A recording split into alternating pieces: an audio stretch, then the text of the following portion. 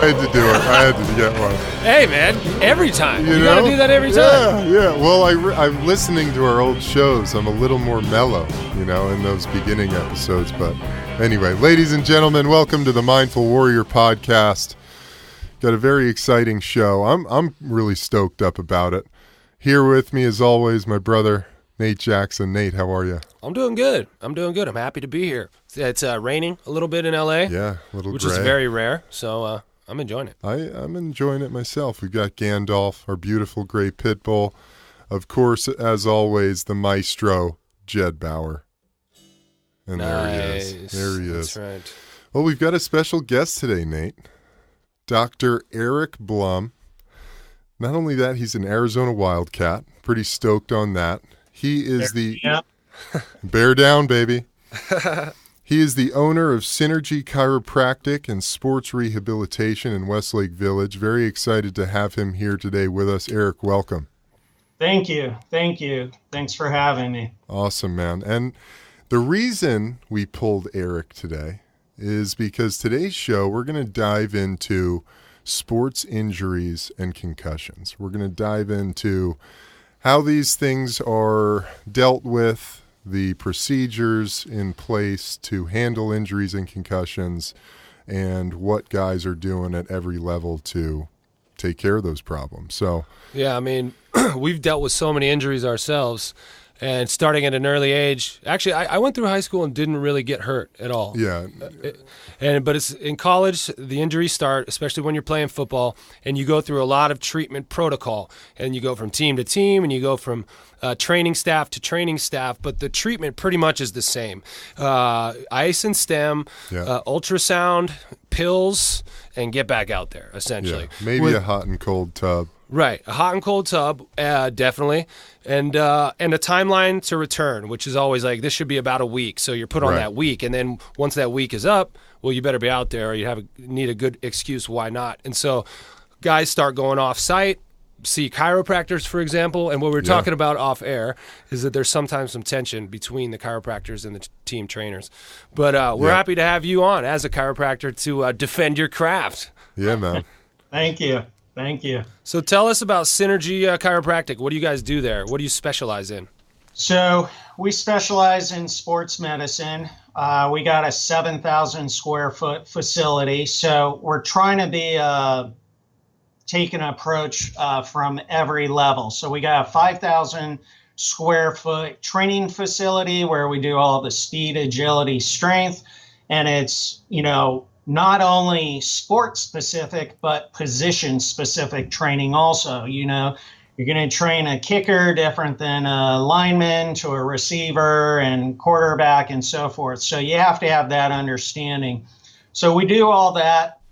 And then on the other side of the facility, we do all the rehabilitation recovery. A lot of people, as you know, they don't take the recovery side that serious. And so that's when the body starts breaking down with the overuse injuries and whatnot. So like you said, electric stim, it's an electric Band-Aid. You're not fixing anything with it. Ultrasound, old school technology. Now, obviously, there's a time and place for everything, but we've tried to bring in modalities that are actually stimulating the production of more energy, working on the cellular level so we could accelerate the healing process and get the athletes right back out there. So you're saying something about PEMF. Did I get those letters right? Yeah, pulsed electromagnetic field. So you got two different kinds of technology with that, but pretty much you could heal a fracture in a third of the time, get rid of pain and inflammation in half the time. It's also been approved to treat stuff from urinary incontinence to migraines and a number of other issues. But, we use it for concussions because we're able to cross that blood-brain barrier, go deeper inside, and get rid of the microtrauma through the traumatic brain injury and get it to settle down. And we'll have, whether it's a high school kid who did a header and she's out of it or whatever, or one of my professional players or boxers, we're able to make a big difference on, hey, my headaches are less. I could focus more now. I could pay attention. I'm not getting the brain fog, all that kind of stuff, just by using that one machine. And now we have a lot of the NFL teams and Major League Baseball teams are using it to the point where players are actually buying it and taking it around with them. You know, my world is the baseball world. So I know when my players travel, they sit in a hotel room staring at their phone, you know, doing nothing. So now we could give them the tools to help treat themselves and recover faster. Well, how can you explain a little bit about how the PEMF works? And I'm going to throw something at you, just that I've been reading about and hearing about the negative effect of electromagnetic frequencies that we're all exposed to on a constant daily basis. How is this different from that? Yeah, so we're not talking about, you know, the waves from a microwave or a cell phone or all the modems and routers and that kind of stuff. So the technology goes back to Tesla originally, not the car maker Tesla, but the guy. And so imagine a circuit. A circuit should flow no problem, but any kind of inflammation, scar tissue degeneration will block that circuit, and the signal goes right to that spot. So it then stimulates the production of ATP from what's called the Krebs cycle and produces the energy right then and there. So when I put this machine on you, whether it's a torn labrum, a meniscus, a disc issue, concussion, whatever it is, I don't even have to ask a patient, show me where it is. As soon as I put the machine on, they're like, oh my God, that's exactly where the pain is. So it finds where the problem is and treats it. And as you start doing the technology, the pain goes down. It's not as sharp. It doesn't hurt as much because this is a love-hate relationship with this machine. But as you're healing, you're like, wow, it's not as bad, you know? And if you put it on the other side and there's no issue, you're like, oh my God, I don't even feel it. So is it similar to the stim machine in that it makes your muscles jump, you feel the current, it makes it contract? Not for that reason. So we're stimulating an involuntary muscle contraction, but we're not stimulating electric stim. You're trying to shut down the pain gate cycle and fatigue the muscle out so that it could relax. So you're trying to stimulate the muscle to, you know, get tired in essence. With the PEMF, it's totally different. And you also have to know there's low frequency PEMF and high frequency PEMF. Low frequency is a mat you lay on and you don't feel anything. You know, yeah, there is some research showing it helps and it does make a difference and so forth. That's for treating chronic long-term conditions, I would say. For an acute injury, I prefer to use a high frequency machine so I could target it and just knock it out like that. Nice. Tell us about a few other kind of treatments that you think are effective that these mainstream, you know, doctors or these teams don't use for whatever reason, but you guys on the cutting edge of it are able to see some results with. Yeah, so another big one actually is hyperbaric chambers. You know, getting in the chamber, you're going to stay in there for about an hour. I know a lot of the NFL teams are utilizing hyperbaric chambers. I had one as a player. What exactly is a hyperbaric chamber, and why is that good for athletes? So think of a pod that you lay in, basically, and you zipper it up, and you're just breathing a high concentration of oxygen.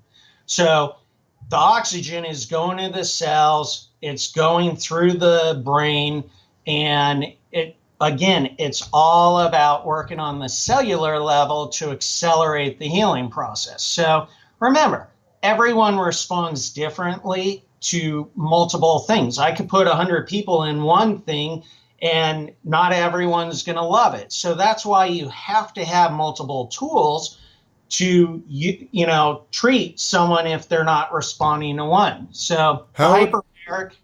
How does the pressurization in a hyperbaric, what does that have to do with the healing process? The pressure is different from, scuba divers. If they get the bends coming up too fast, they're going in a totally different kind of hyperbaric machine. The one I'm talking about doesn't even compare, and you got to equalize the pressure and so forth. So they're just doing oxygen levels in the one that you're talking about? Yeah. Now, you may need to blow your nose to clear your ears because the pressure does increase in there also.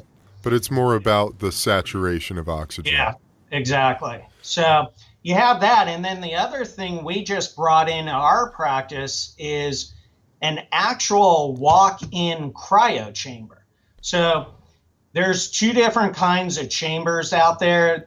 There's a cheap version where it's a barrel and your head sticks out, and they claim it's whole body, but if your neck and head aren't exposed, I don't know how your whole body's in there. So there's zero research really supporting those also. All the research was done on these 2-3 room walk-in cryo chambers out of Japan and Germany. And so if you go to these other websites for the barrels and you look at research, they're quoting the walk-in one. And the problem is you're not stimulating the vagus nerve in the neck to get the autonomic effect.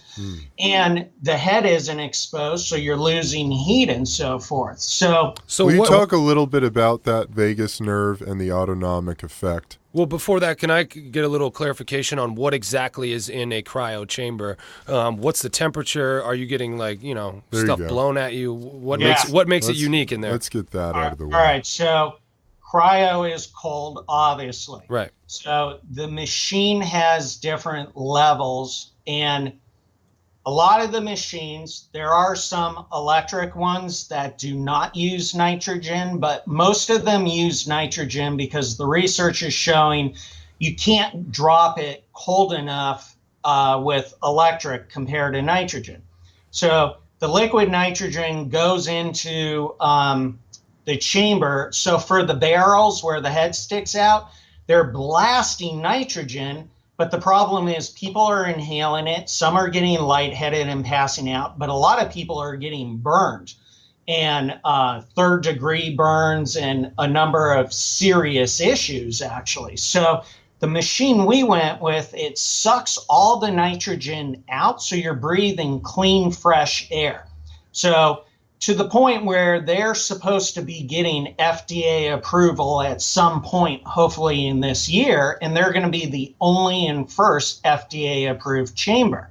You got levels from negative 177 degrees to negative 240 degrees. So you're in there from 2 to 3 minutes, and it shocks the system. It replaces the ice bath. So you're drawing all the blood to the core, so you're getting fresh, oxygenated, nutrient-rich blood, which then goes back out to all the extremities and helps lower the inflammation deep in the joint. So people with overuse injuries, tendonitis, bursitis, but concussions because of the swelling in the brain and so forth. But then also people with chronic pain, rheumatoid arthritis, autoimmune disorders. You're not going to heal it. And I would never say you're going to heal it.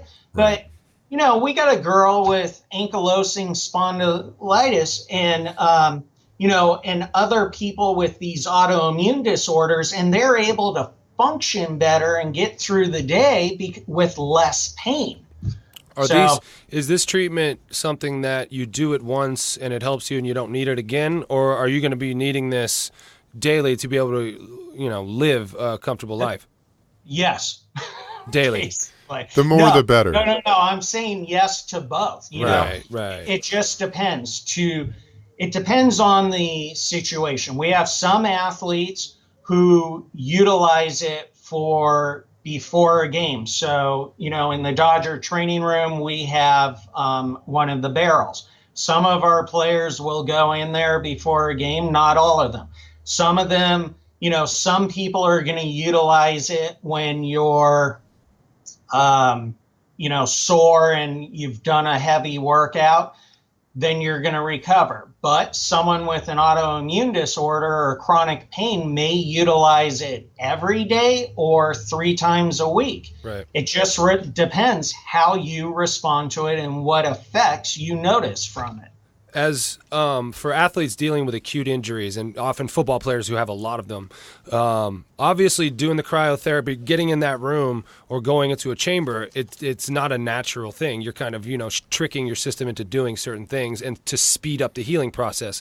So is there any research about whether or not speeding it up in an unnatural way like that contributes to more injuries on the back end or a weakening of that area or anything like that? Because, Mother Nature has her own healing process for animals. And oftentimes in sports, we get pushed back on the court or that field before we're ready. How do we push back against that and look out for that in these new techniques? And that's a really important point that you just made, because you got to remember, inflammation is good. You do want inflammation in the body for a certain standpoint. So initially, the body is going to produce inflammation to bring nutrients to that area to heal naturally. The problem is if you cut that cycle off too soon, then you could lead to trauma, weakened states, and a number of other issues. But at the same time, that process really should be done, 48 to 72 hours. So we get into an issue when we have prolonged inflammation in the body that is not coming out. And now you get a number of issues. People start compensating to take stress off of that joint and move differently. And now they're overloading another part. And now you're going to change the dynamics and function of the body because, look, for example, we know if someone gets a major ankle sprain, they could end up with an opposite shoulder issue just as a compensation and all that. So, it kind of depends on the injury and how severe it is and what you're trying to do with it. So speeding it up to an extent is good, but you still want the body to do it naturally, so you assist it. And that's what we try to do here. That's even the whole thing behind the chiropractic adjustment and stuff. We're trying to assist the body to heal itself naturally. And so have you gotten pushback from any of these athletes, coaches, or, the people at their school, their trainers, based on the treatments that you're doing? No, not at all. So, I work with a number of professional athletes. If I have a current athlete, a lot of times I'll pick up the phone and call the head trainer just to let them know what I did if I'm seeing the athlete in the off season. On the other side, I'm in the training room, so I work hand in hand with our trainers, our orthos, GPs, all those guys. So, that's great.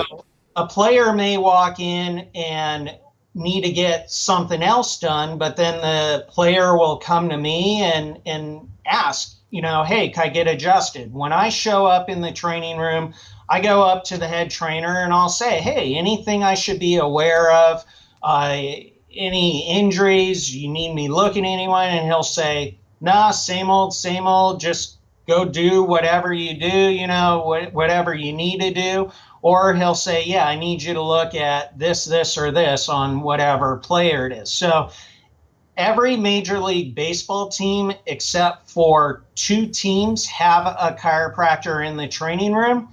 I believe every NFL team has 1 to 2 chiropractors on staff. I don't know how it is with NBA and NHL, but I know they're utilizing it. So, chiropractors don't just adjust anymore. We're doing all the soft tissue technique. We're doing getting certified. So we really work hand in hand. I mean, that's great to hear. Oh, yeah. What was I going to ask? I was going to ask a question. Dang it. Let me ask this while that comes back to Nate. Of all these techniques, modalities that we've talked about. What, in your view, is something that's, really like the most effective, maybe even cutting edge, the newest technology in healing? Is it something that we've already discussed? Yeah, I mean, honestly, it's my hands. Okay. I mean, the hands are an amazing thing to, you need to feel and touch so you know what you're treating and why you're treating. Then you decide what modality am I going to utilize to assist me in that. So if someone gets a concussion and I know I'm not going to reach inside their brain and get rid of the inflammation, obviously, but there's an entire whiplash effect and trauma to the neck.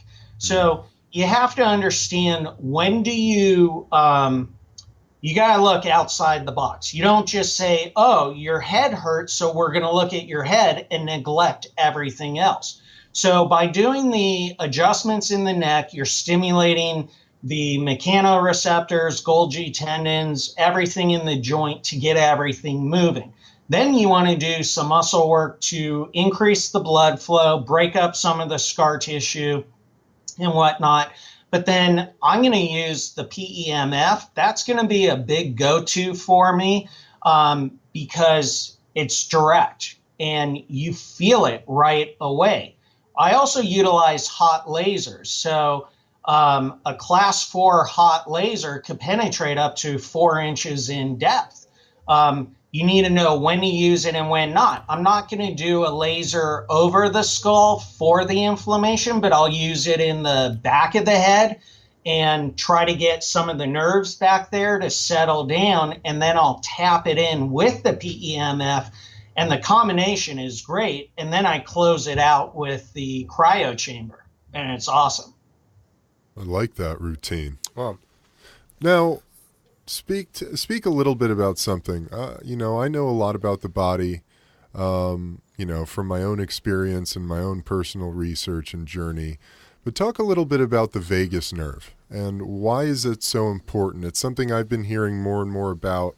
I know in the yogic tradition, the vagus nerve is something that is talked about. I want to hear you, and you're really one of the only doctors, chiropractors I've heard mention it and the importance of it. So I want to hear a little bit about that. So, it's in the neck and it works with the autonomic nervous system. Okay. And for example, with concussions, you are going to cause dysautonomia, which is a dysfunction, and throw it off. Well, the vagus nerve affects high blood pressure, so hypertension, the blood-brain barrier could collapse. And also even the gut, which is a whole nother thing. With concussions, you throw off the gut and so forth. So wow. The idea is, how do you stimulate it to get overall homeostasis in the body, basically, and that's kind of what we're trying to do, is because if all you're doing is treating the head, you're missing what's below the head and the brainstem and all that. And you have to find where the lesion is and make sure the whole other function is working right. You got to remember, the spinal cord comes out of the head, and if you're jarred, you're blocking everything below it, whether it's from skeletal, nervous, or autonomic. So how are the organs and everything functioning overall and so forth. So that's kind of what we're trying to do, is to make sure it's working the way it should work. Obviously, by adjusting the neck, we're able to stimulate, multiple regions below it also. That makes sense. And then the other thing is the nutritional aspect also, both for gut health and having an anti-inflammatory diet, having, the truth is having caffeine helps speed up concussions, having what speed up? It exacerbates or? No. It helps you heal. Oh, it helps heal. Oh, yeah. Okay. Interesting. Yeah. Having a caffeine, having green tea because of the antioxidant properties, but obviously fish oils, turmeric. There's a product called, so when we get injured, we produce these SPMs, and the SPMs go around the body acting like Pac-Mans and eat away the inflammation. But if you keep having chronic inflammation, or as we get older, we don't produce as much of these SPMs. So now we're not able to get rid of the root cause and the true chronic issue. So there's a company called Metagenics. You have to be a doctor or a practitioner to order from them, and it's extremely high-grade supplement industry or supplement company. And they produce this product, and anyone who has a concussion, I give it to my regular people, whether they had a car accident or, hit the wall walking in the dark or, any kind of inflammation. And it's able to penetrate the blood-brain barrier, which is important because not everything will cross that barrier. What's the name of the supplement? It's called SPM. SPM. Oh, yeah. What is it? Is it a synthetic form of SPM, or what is it derived from? No, it's SPM active. It's a super high dose of omegas, actually, and it stimulates the production of SPMs in the body, so you're producing more. You're not taking the SPMs. You want to take the precursor to produce them, and then they flood out, basically. Absolutely. And why are they able to break the blood-brain barrier? The properties, the way they derived it, they were able to take scans. They did studies on people with like Lyme's disease, and you got chronic inflammation in the brain, and they were able to show a reduction in the inflammation by utilizing this supplement based. So when people say the blood-brain barrier, describe what that means. That's just that the two don't mix? All, and it protects, because you don't want to consume some kind of poison or, Interesting. Whatever. You're not going to eat something and then you want it to go into your brain.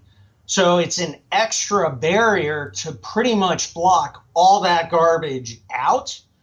And it only lets certain things come in. Interesting. Cannabinoids being another thing that cross the blood-brain barrier. I got a question about orthopedic stuff for athletes. When I was a kid, I was a swimmer, soccer player, basketball, football, all kinds of sports, never got hurt. It wasn't until I stopped playing all the other sports and just started playing football that I actually started getting hurt. And the more specialized and the more technical I became as a football player, the more I started getting hurt. So it happened at the end of my career. I was incredibly proficient on the field, and every year, groin pop, hamstring pop. Yep. And so to me, that specialization, especially in football, causes injury. And I want to know, from your perspective, treating all these athletes, what have you found as far as specialization goes and what that's doing to kids, athletes? All right, so just so you know, you just opened up a humongous can of worms. Nice. And now we're going to talk another 2 hours. Yeah. It's a epidemic problem. It is horrible, and it's starting from youth sports at 6, 7, 8-year-olds having to do travel. They specialize in one area. You got to remember, they got open growth plates, they got hormones, and if you only do one position, you're only training that position. So muscle memory, all that stuff, and you're neglecting all other areas. So the beauty of swimming is it's an upper and lower body sport. You know, you're doing cross crawl, working the fascia and muscle fibers and changing it compared to someone who's a sprinter and you're unidirectional. You have to be multi-directional to stimulate the production or stimulate the proprioceptors so you have better balance, control, and so forth. So you're 100%, we're seeing injuries for the wrong reason. I should not be seeing all these kids. You know, Tommy John surgery has jumped up dramatically because of youth specialization and kids are just throwing baseballs for 10 all years. year. Yeah, all year long.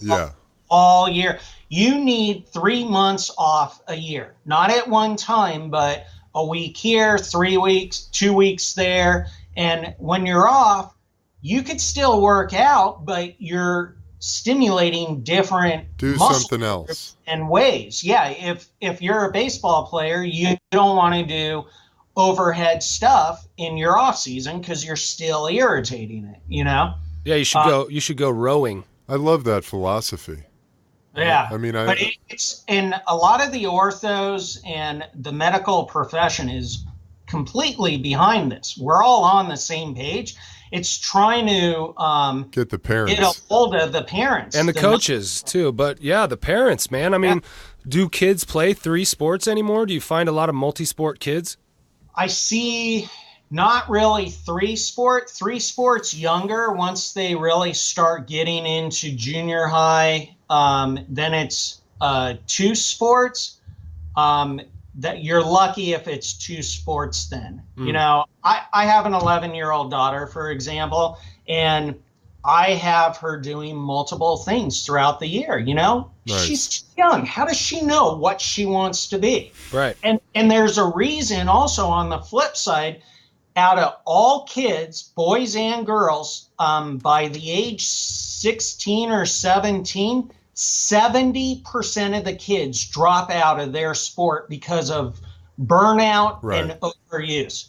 So we're pushing the kids way too long. And, you know, I work with the Olympic swimmers, and a lot of my Olympic swimmers really didn't start swimming until later on in high school and stuff. And they never got burned out. You know, that's why they were able to make it. And doing multi-sport stuff. And so, yeah, it's a major problem.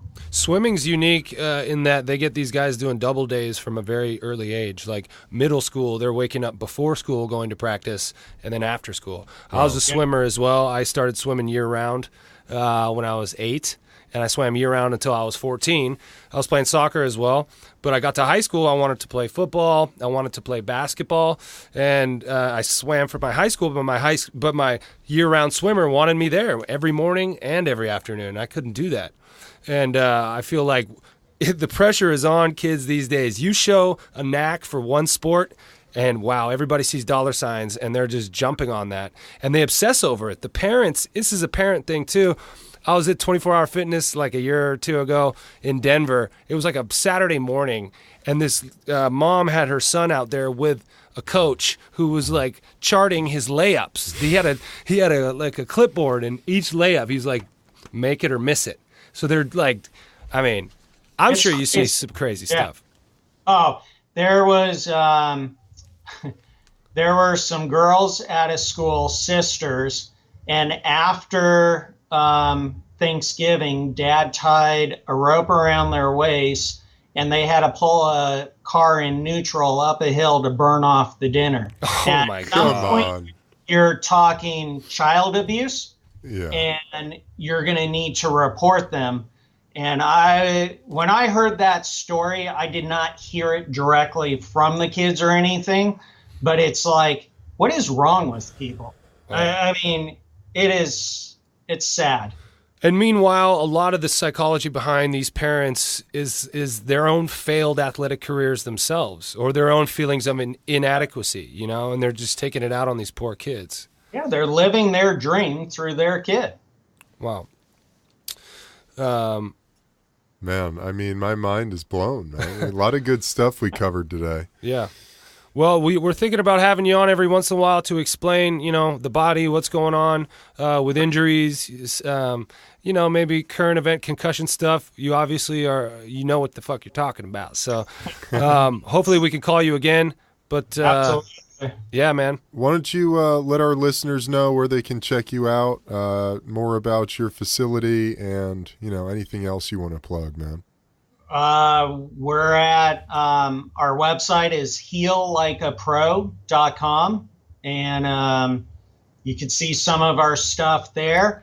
For the cryo chamber, it's synergyice.com, and we're doing a grand opening this weekend, so we're putting people in for free. So if you're near Westlake Village, come on out. Might have to do that, man. Awesome. Is it Dr. Bloom or Dr. Blum? Blum. Got it. Yeah. I was saying Bloom, but I hadn't met you yet, but he got it right. It's all good. Right on, Doctor. So, thanks for the enlightening discussion. Appreciate it. Thank you so much, man. Thanks, guys. All right, man. Well, that was an enlightening conversation with Dr. Blum. We're going to continue the concussion stuff by talking a little bit about the NFL's concussion protocol, because look, I mean, we all ended the game with some brain trauma. These guys are getting it on a weekly basis, and we're trying to figure out how to help these fuckers. That's right, dude. We want to help. We want to make it a better system, So, well, just to start, let's lay out for our listeners and for ourselves, since we haven't ever done this, what is the NFL's concussion protocol? Well, following a head injury, they first do a sideline concussion assessment test called a SCAT, which basically, it's do you know where you are? Do you, what day is it? What's the score? Are you dizzy? Are you wobbly? Follow my finger. It's a variety of things that are supposed to determine whether or not you have a head injury. So let me read what their observable signs of a concussion are. Babe, you got it in your hand, homie. Any loss of consciousness, slow to get up following a hit to the head. Hit to the head may include secondary contact with the playing surface. Motor coordination, balance problems, stumbles, trips, falls, slow, labored movement. Let's spell it all out for you guys. So basically playing football. Blank or vacant look. Disorientation, e.g. unsure of where he is on the field or location of bench.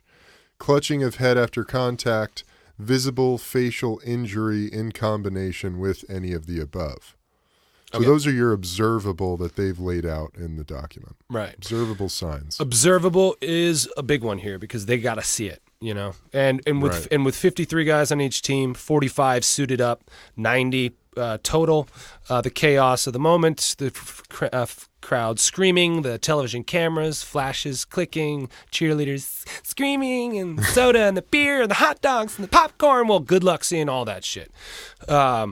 But after the SCAT is done, it's up to the physician. The team physician has the final say. It's important to remember that. This is the guy. Now, who's involved in this? Right. So the team physician is the one who says yay or nay after a head injury. He's the guy who can give the ultimate go. However, there are the team trainer, of course, is involved. He's the first responder, sure, if you will. But then there are also an unaffiliated neurotrauma consultant on each sideline that is unaffiliated. That's important with either team. So I guess the league or the league definitely hires them. I imagine. I don't know. I mean, somebody associated with either the union or the league, right? I guess. Right. I mean, okay. Well, mark that down. As a There are going to be lots of along the way. Interesting. Yeah. Right. Really, who is this unaffiliated neurotrauma consultant? Of course, there's no such thing as no bias out there. Sure. For a variety of reasons. We're human. We're human, and we're down there on the sideline of a team going to war. Right. Okay? You're accepted as one of the guys. Yeah. Who knows what that does to the psyche? So that person is down there as well. Okay. Also, up in a booth, there's a spotter. Okay. The spotter is supposed to introduce him or herself to the medical staffs prior to the game. Okay. And that spotter will be up in the booth watching the TV replays. Okay. And looking down and being able to see, slow motion. From a bird's eye view. And be able to see what people at home could sometimes see, but those on the sideline cannot. Sure. Because when you're not watching the TV, you don't see 5 slow-mo replays of this guy getting knocked out. Right. You know what I mean? Yeah. It happens so fast and it's on to the next play. So the spotter is supposed to be able to see that and communicate down with the medical staff. Now, who's the spotter affiliated with? I don't know. Are they partners with the unaffiliated neuro No, I think specialist? I don't know. That's where it's a little weird. And who is the spotter? What's their expertise? Right. They watch a lot of TV. Are they a coach? Are they a medical professional? What's their background like? Who gets that job? The interesting thing is the relationship between that individual and the training staff down on the field is the most integral part of them believing anything the spotter has to say. So if that introduction doesn't go well, right, or if the person's kind of a douche or whatever. Or what if they forget? Yeah, or they're on a headset and they're like, the spotter wants to talk to you. Man down. Yeah, I mean, if the spotter's a dork, then no one's going to listen to the spotter. Not dork, but, that communication line has to be seamless. Clean. Seamless, yeah. Yeah. And as well with the unaffiliated neurotrauma consultant. So anyway, the point is there are a lot of moving parts here because you got a lot of people involved. You got the coach as well, who says we need you in there, and then you got your position coach, your special teams coach, lots of coaches, trainers, the team physician who has the final say, the unaffiliated neurotrauma consultant, and the spotter. They're circling the wagons of brain damage. So there's a thing called the Madden rule. Interesting. The Madden rule means that a player must be evaluated in the locker room after a head injury. And they cannot talk to the media until they've been medically cleared. In the locker room. Now, is that like right after the incident or after the game? As I read it, it was right after the incident. They have to evaluate you away from the field, away from the energy, away from the commotion, the sound of the field. They got to take you inside where it's quiet and you can, So what about this tent? That's the thing. They've never told us what's going on in that tent. So what is this tent? This tent is not written into the Madden rule. Madden rule. It seems that the Madden rule would be broken in this instance, unless they're saying the tent is. Well, I'll tell you who handled a concussion well this weekend in the Jags-Patriots game were the Patriots. With my old buddy Rob Gronkowski. Yeah. Took a massive hit, man. Yeah. I mean, got knocked silly. I've never seen Rob take that type of a collision, but they took him right in, man. He didn't come out. Yeah. I was happy to see that. Yeah, for sure. You need to see that being handled right. Yeah. Because if they hadn't done that, he would have been back in it. Absolutely. He wanted it. He's probably the best player on the team other than Tom. He works so hard. He's so big. He's so strong, and his body is just being destroyed by this game. God, and it's just so hard for him to last the whole season because that's just physics. He had 5 herniated discs. Wow. His last year in Arizona, didn't play. He started as a true freshman, kicked ass. Started as a sophomore, dominated. I left, but that year he had like 5 herniated discs where he basically couldn't run. Jeez. So had the back surgery, missed the whole season, left, got drafted by the Patriots. Oh, wow. In the second round, and has been just an absolute force in the league. But more back injuries, more herniated discs. Wow. I wish Rob the best. I send him nothing but love and blessings, man. But he's had a tough road with his body for sure, as we all do. Now, here's some potential concussion symptoms player reported following direct or indirect contact. Ready for this, Nate? Mm-hmm. Yeah. Headache, dizziness, balance or coordination difficulties, nausea, amnesia for the circumstances surrounding the injury, i.e. retrograde or anterograde amnesia. I'm not sure what anterograde is. Cognitive slowness, light sound sensitivity, disorientation, visual disturbance, and tinnitus, which I believe is ringing in the ears. Right. Did you I ever? experienced, I think, just about every one of those. Every day. Those feelings, yeah. Just about every day of my career. Which, Which tells you something. Yeah, it tells you something about the fact, especially I never reported a concussion, never felt compelled to do so. No. Out of fear, out of pure, here we go. Jed pulled up anterograde amnesia is a loss of the ability to create new memories after the event that caused the amnesia, leading to a partial or complete inability to recall the recent past, while long-term memories from before the event remain intact. Interesting. So it's a short-term memory loss and unable to form new memories recently after the event. Yeah. You were knocked out in a game. Yeah, I was. I mean, you kick off your book with that. Tell us about that. Playing the Browns. Playing the Browns, coming across the middle on a pass play. I was throwing the ball. I was diving for the ball. It was kind of parallel to the ground, and the ball hit my fingers, and I was bringing it into my body. It was like the best catch, and it was like prime time. I was like, we were driving, It was really nice. Yeah. I was starting to get more involved in the game plan, and then crack! Willie McGinnis was a linebacker on the other side of the field. He had dropped into coverage. There was no one over there, so he came lurking back into the middle and caught me from the opposite side. It was like a firecracker, Yeah. It was like a light went out and then went back on, And you're like, oh, where am I? Yeah. They're screaming. They're screaming at me because I got knocked out. That's where I am. And then, our trainer was on top of me. He's like, don't move, Nate. We're going to a TV timeout. Just relax. Because I got crushed. Did they give you any smelling salts or anything? No. Nothing? No, I was all right. I was up and off the field pretty quick. But I had got hit in the neck pretty good, too. So he wanted to make sure I was all right. Yeah. But I knew that my mom was at home watching on TV. And so I was, moving my legs to be like, I'm all right. Yeah. I'm not paralyzed. Yeah. That's the kind of thing that has to go through our mind playing that game. Yeah. But I also had a pretty gnarly concussion snowboarding. I hit the back of my head and actually experienced more of that amnesia than I did playing football. Interesting. Yeah. I don't remember the accident. I don't remember the incident itself. And I don't remember about 30 minutes before it. And the next 2 hours prior are a blank. Wow. And apparently I was, vomiting and acting really strange, asking the same 3 questions in a loop over and over again. And I finally came to when I was in the hospital on the last time seeing the doctor, he finally came in to tell me that my brain wasn't bleeding.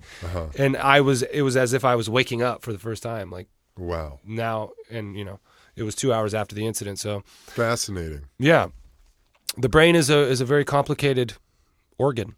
Yeah, it seems that way. I think it was interesting that Dr. Blum pointed out the blood-brain barriers is another protection for our brain. It's another layer of protection for our brains, and that it is there to keep the bad shit out. And it's interesting how I was thinking while he was saying that there are a lot of things that cross the blood-brain barrier and help the brain heal, like he was saying. Some of these. The PEMF can do that, and some other herbal substances, remedies, the SPMs, but also cannabinoids.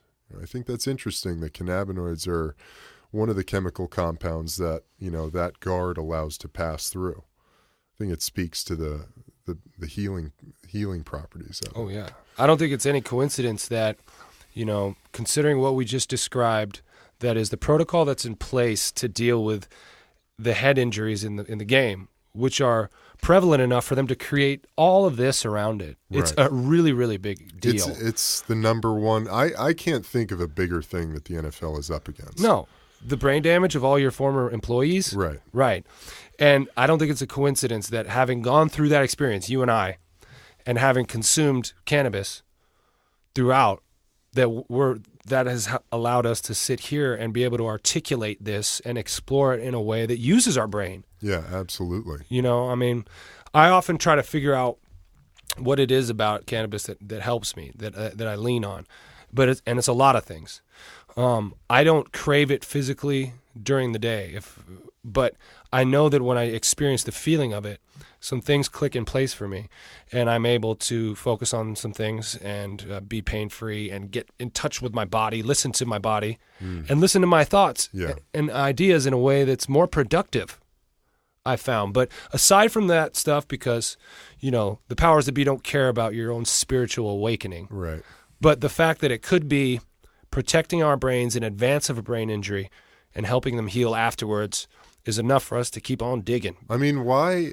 I feel like an insane person because I keep saying this, and I'm just going to keep saying it. The federal government has a patent on cannabinoids as antioxidants and neuroprotectants. Right there, in writing. You can look it up on the internet. Patent 6,630,507. Look it up.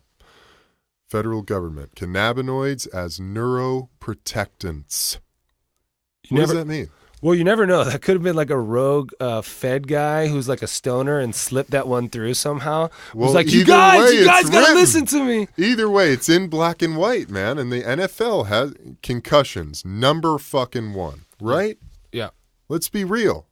It's a major issue that affects guys' lives in ways so far beyond just the game and the physical damage. Oh, yeah. And the daily function. I mean, this is ravaging families. But the league and the union look at it as wrapped up in this public relations game. It's not a medical issue to them in a weird way. It's a money thing. It's a status thing.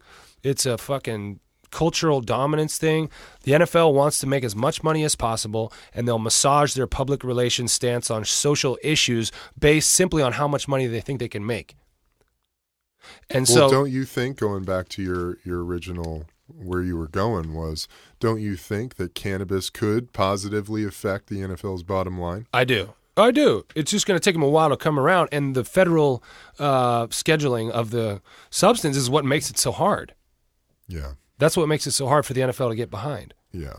Because if Trump has that card to play, he will. If the NFL, he wants to poke at it, and I think owners are very afraid of his leverage and the leverage of that kind of crowd. You know what I mean? Yeah. And so any progressive issues that look like they're supporting the evolving conscience of youth is something they're going to be slow to embrace. However, the NBA seems to be doing it in its own way. They're moving forward. Exactly, and they're really popular. Yeah, absolutely. But I guess they have a different fan base. The NFL's fan base is still those dudes who are burning jerseys in their garbage cans because... you think that's the majority of the NFL fan base is those guys? I think demographically speaking, age group-wise, yeah. It's older people. Yeah, I think you were onto something in another show where you mentioned the biggest, the NFL's core audience is, kids and then, middle-aged or older. Yeah. Middle-aged older men. It's not millennials, it's not young people, it's not young professionals necessarily. No. Millennials aren't having a party to watch a game. Yeah. You know what I mean? What are they doing? Do you want to go to a millennial Super Bowl party? Yeah, you are, but you're not like... Yeah, I'm a cross generational. Yeah. You're not a tech-driven, phone-obsessed millennial. Yeah, I got some of that. What's your generation called? Generation X? Nate. Right? Yeah. Oh, Jed. Jed, when were you born? 77. 10 years older. 79. Yeah, we're on the cusp. Yeah, we're on the cusp. But I do have this theory, probably because I'm in this bracket, is that someday there will be this kind of, not awakening, but there's going to be this pivotal moment where the consciousness of a certain generation will be needed to save the world. And that generation will be ours, Ched, because we came right after the tech boom. We didn't grow up with cell phones or an email address or the internet. We had no tracking devices on us at an early age. We had the freedom of, movement, exploration of thought to learn who you are outside of that system. But right after that caught hold. Social media, Facebook, Instagram. That was in our 20s. Right. And so... and for me, that was like college. Right. So I had a lot of years like dial-up internet, no cell phones. I had a lot lot of those years in my youth. But we didn't even have internet, dog. We had magazines, I man. know, y'all motherfuckers came out of the cave. Well, that's what I'm saying. When it all goes down, we're going to be the only people that can talk to you guys. Right. No, it's true. Yeah, because we sort of speak that language. Yeah. I don't know. Who knows? No, I think you're onto something, man. I think there's a huge conscious evolution happening, especially in America. I think because of a lot of the, restrictions our government has put on, plant medicines and, what's happening with the technology boom, and just I think that there's a movement happening, a back to the earth, a back to the heart, back to, the divine feminine. I think there's this whole conscious evolution and that we're fucking right in the middle of. The weird thing about these movements is that they take place digitally in many ways. We communicate with people who we're having similar epiphanies with in this digital communication wave we're kind of all being enlightened on these same wavelengths. Right. But then right next door, who knows what your fucking next door neighbor's onto? Sure. You know what I mean? And so it's this weird, concurrent narratives going on with everybody's lives where I know there's a lot of people who are going the opposite way. Sure. From what we're talking about. I think there are. I think there are people who are like diving into the artificial intelligence and the robots. And the nutrition and the pills, right? No, they're eating really bad. They're taking a lot of pills. They're just slurping up the info glut, drinking staring at a screen all day. Fucking eating fast food, processed foods. Hunched over a television or a screen. We all fall victim to it. We are all susceptible to that. Oh, yeah.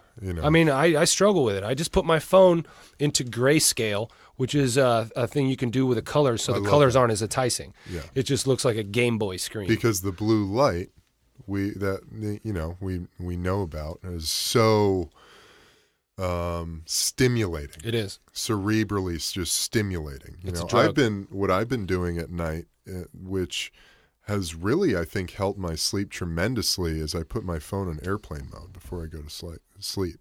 And there's a lot of stuff about, the amount of EMF, like we were talking about, these electromagnetic frequencies that we're getting from our computers and the landlines and, everything, our televisions, they're coming from, because our streets, the infrastructures of our communities, all these lines and power lines and things, they create energy that affects us on a cellular level that, most of us aren't even aware of. I think I'm only starting to become sensitive to the difference between sleeping with my phone just on regular and sleeping with it on airplane mode. Right. I felt like my sleep is much different. Dude, I've been having dreams. I haven't had dreams in years.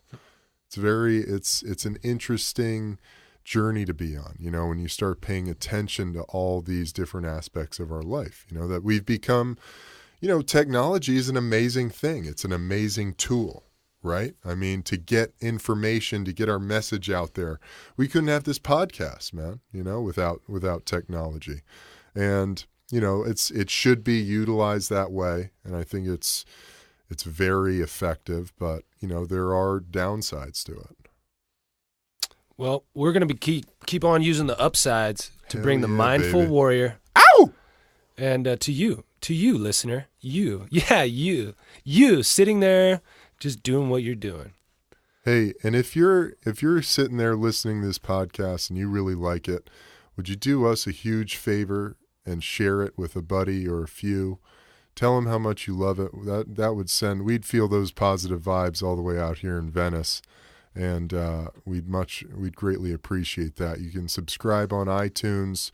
We're also available on Stitcher and TuneIn if you're not an iTunes person. But if you are an iTunes person, hey, subscribe. Subscribe to us on iTunes. Review it, rate it, give us a like, pass it along to your friends. You can check us out at mindfulwarriorpodcast.com. And we also have an Instagram, right? Instagram. Mindful Warrior Podcast. Mindful Warrior Podcast. Twitter is Mindful Warrior Pod. Or is it Mindful Pod? Twitter is Mindful Pod. Twitter is Mindful. You're going to have to remember that one. That's the... Send questions. Send questions. Oh, questions. Jed says, send questions. Send questions. We'd love to hear your feedback. We'd love to know what you guys want to talk about, what you want to hear about. Yeah. I think it'd be a lot of fun. So we're just getting this thing rocking here, man. And it's I'm pretty excited about it. Nate, Me too. How do you feel? I feel great. I feel like we're starting to laser in on some ideas and some things that are important to us. We want to keep bringing it to you guys. So. Absolutely.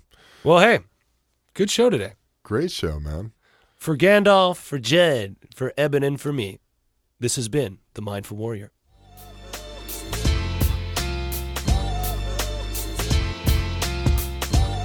Thanks for listening to the Mindful Warrior podcast, brought to you by Athletes for Care, a health and wellness resource for athletes of all ages.